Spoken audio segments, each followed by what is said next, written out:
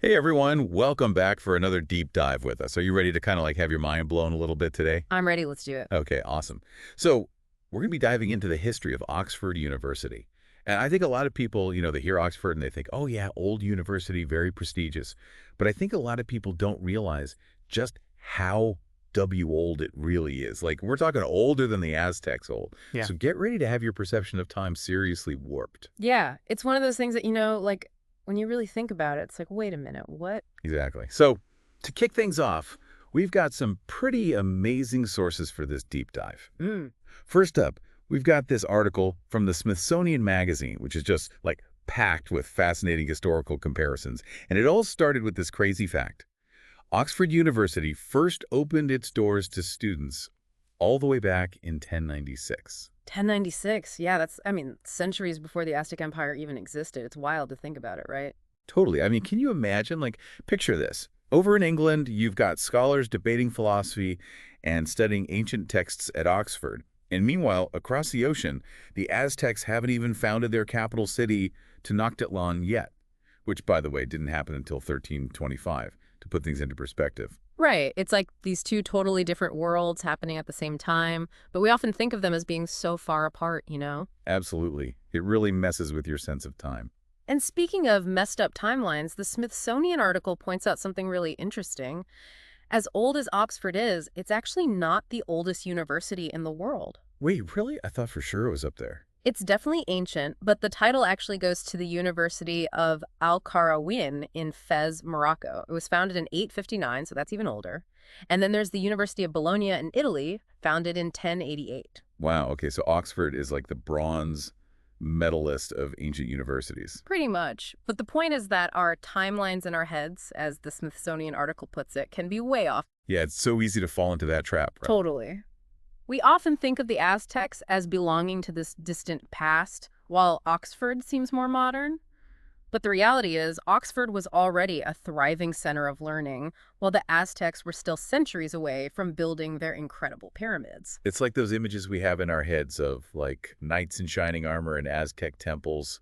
They feel like they belong to completely different eras, Yeah. but the timeline is way more tangled than that. Exactly. And that's what's so fascinating about these comparisons. It's not about like pitting civilizations against each other or anything. It's about recognizing that our perception of time can be, well, kind of wonky. Yeah, it's totally subjective. And it can lead to some pretty surprising discoveries. Like, speaking of surprising discoveries, this Smithsonian article had some other mind-blowing comparisons.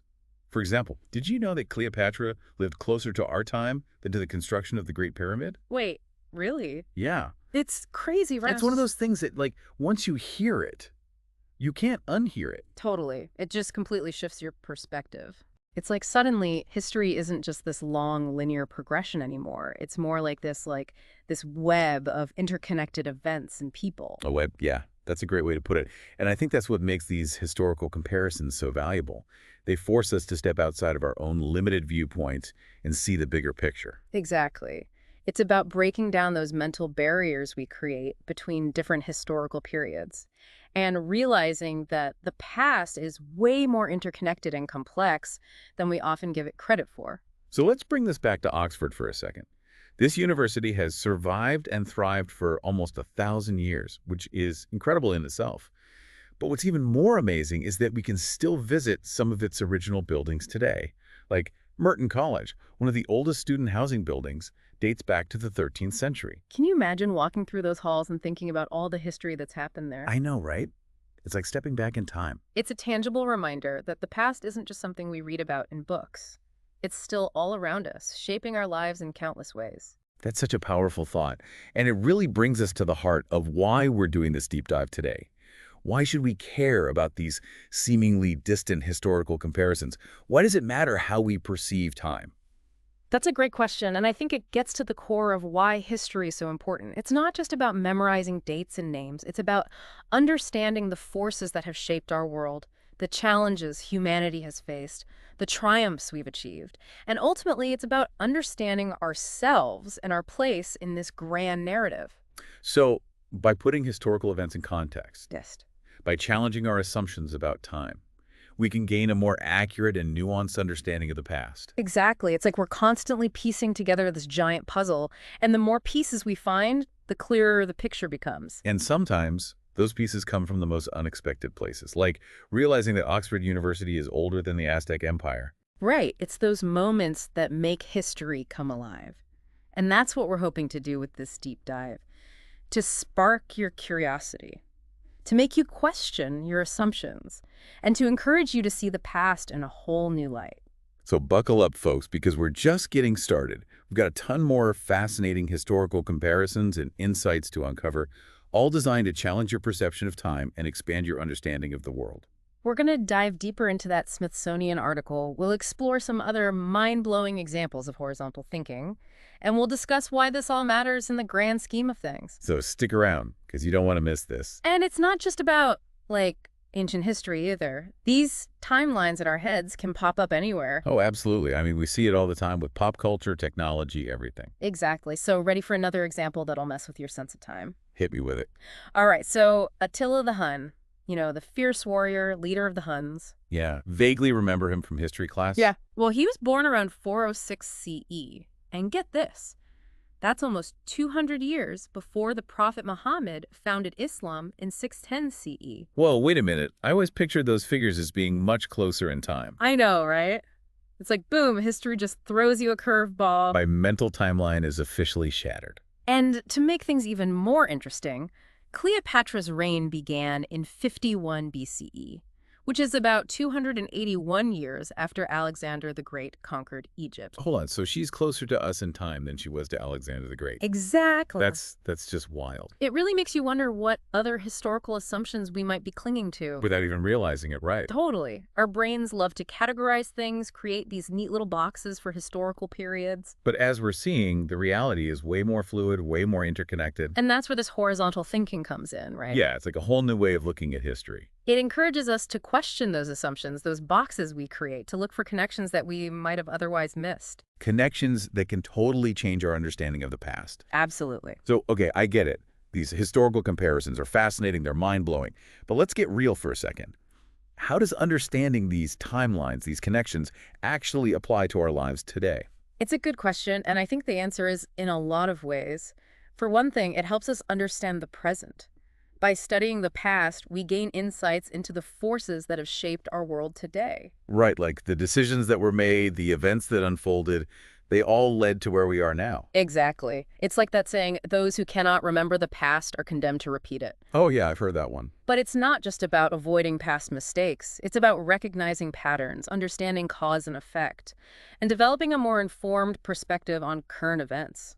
So, by understanding how past civilizations have interacted, how ideas have spread, how cultures have influenced each other, we can gain a better understanding of this complex world we live in today. Exactly. History provides us with this lens through which we can view current events and make more informed decisions about the future. It's like having this huge database of knowledge and experience to draw from. Precisely. And it also helps us develop critical thinking skills. Oh, how so? Well, when we study history, we're constantly being asked to question assumptions, analyze evidence, consider multiple perspectives. Right, like was this event really the turning point everyone says it was?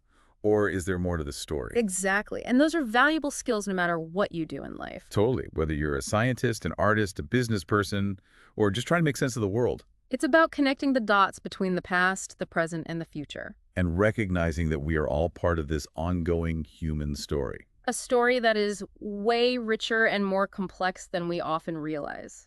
Now, bringing it back to Oxford for a second, I think it's remarkable that Merton College, one of the original student housing buildings from the 13th century, still stands today. I know, right? It's like a tangible connection to the past. You can walk through those halls, touch those walls, and think about all the history that's unfolded within them. The students who lived there, the ideas that were debated, the discoveries that were made. It's incredible. And, it really makes you appreciate the power of institutions like Oxford. They've played such a crucial role in shaping intellectual thought throughout the ages. It's a reminder that history isn't just something that happened in the past. It's all around us, shaping our lives in countless ways. And sometimes it takes a place like Oxford, a place with such a long and storied history, to really drive that point home. Absolutely. Oxford serves as this tangible link to the past, a reminder of the enduring power of knowledge and the importance of preserving our cultural heritage, It's a place where the echoes of history are still palpable. where the past and present seem to converge. Makes me want to hop on a plane and experience it firsthand. And it's just one example of the countless historical treasures that exist all over the world, waiting to be explored and appreciated. So I'm curious, what are some other institutions or historical sites that you think could benefit from this kind of horizontal thinking analysis? That's a great question. I think any place or event that has had a lasting impact on human civilization could be examined through this lens. For example, we could look at the ancient city of Timbuktu, which was a center of learning and trade for centuries, Oh yeah, I've heard of that. or the Silk Road, which connected vast empires and cultures. Or even something like the invention of the printing press, which revolutionized the spread of knowledge and ideas. Exactly. Imagine placing that event on a horizontal timeline and seeing what other innovations or social movements were happening simultaneously in different parts of the world. It's like a whole new way of understanding how history unfolded. The possibilities are endless.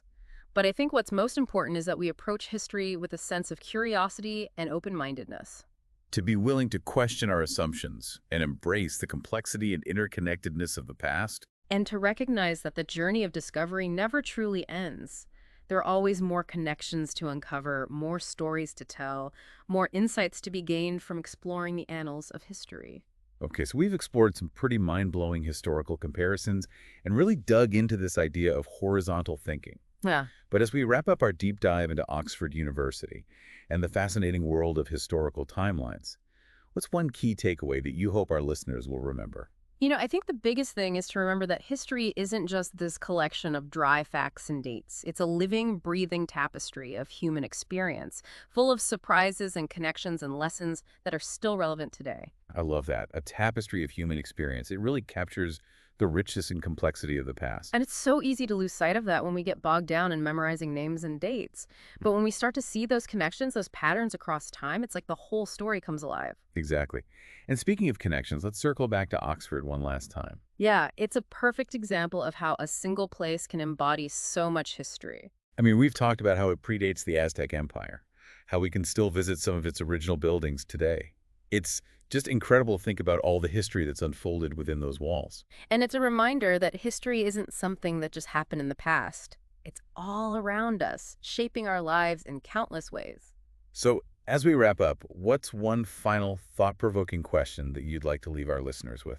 I would ask them this.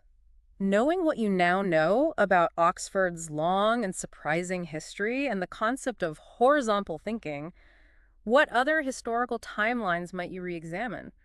What other assumptions might you challenge? That's a fantastic question, because the journey of discovery doesn't end here. There's a whole world of history out there waiting to be explored, and with a fresh perspective and a curious mind, who knows what incredible insights you might uncover. Exactly. So keep asking questions, keep digging deeper, and keep challenging those perspectives, because the past is never truly past.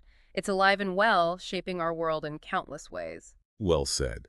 Thanks for joining us on this deep dive into the fascinating history of Oxford University and the importance of horizontal thinking. We'll see you next time for another exploration of the past, present, and future.